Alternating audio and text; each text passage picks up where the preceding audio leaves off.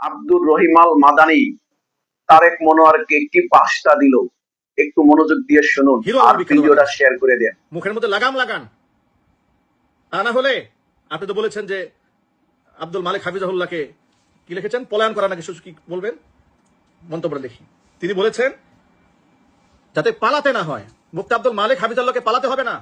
জনাব তারেক মনোয়ার সাহেব, আপনি যদি নিজের মুখে লাগাম না টানেন, এমনও হতে পারে আগামীর বাংলাদেশে আগামী যে গরুর হাট বসবে, কোরবানির হাট, ছাগলের হাটে আপনাকে উঠাই দিল মানুষ। আপনি কার ব্যাপারে মন্তব্য করেন? কারণ মুফতি আব্দুল মালিক হাফিজাহুল্লাহর ইলিম মাপার যে লেয়ার দরকার, সেটা কি তারেক মনোয়ারের আছে? মিথ্যা চালাবাজি, গাল গল্প আর ভণ্ডামি ছাড়া ওয়াজের প্যান্ডেলে বসে বলার মতো যোগ্যতা কিছু আছে? আমি আমার লাইভে যারা আছেন, এমনকি তার ভক্ত অনুরক্ত থেকে শুরু করে তার গ্রুপে যত সদস্য আছেন, আমি ওপেন চ্যালেঞ্জ জানাচ্ছি আজকে, যদি এই ব্যাপারে আপনার ডিবেটে বসতে চান আমার সাথে, আমি ডিবেটে বসতে রাজি রয়েছি। চ্যালেঞ্জ করলাম, ওপেন চ্যালেঞ্জ। তারেক মনোয়ার হাদিসের নামে মিথ্যা কথা বলেছে, আমি প্রমাণ দেব। তারেক মনোয়ার সাহেব, আপনি মানুষ চিনতে ভুল করেছেন।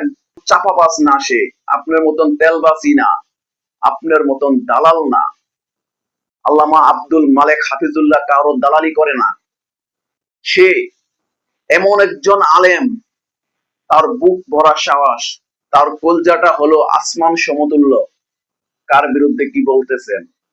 এই দুঃসাহস কি আপনারা দেখাইতে পারবেন? সারা জীবন তেলবাজি আর দালালি করে এই জায়গায় এসেছেন। দীর্ঘদিন পালিয়েছিলেন লন্ডনে, তারপরে এসেছেন বাংলাদেশে। আর আপনি আল্লামা আব্দুল মালিক হাফিজুল্লাহকে বলেন দালাল।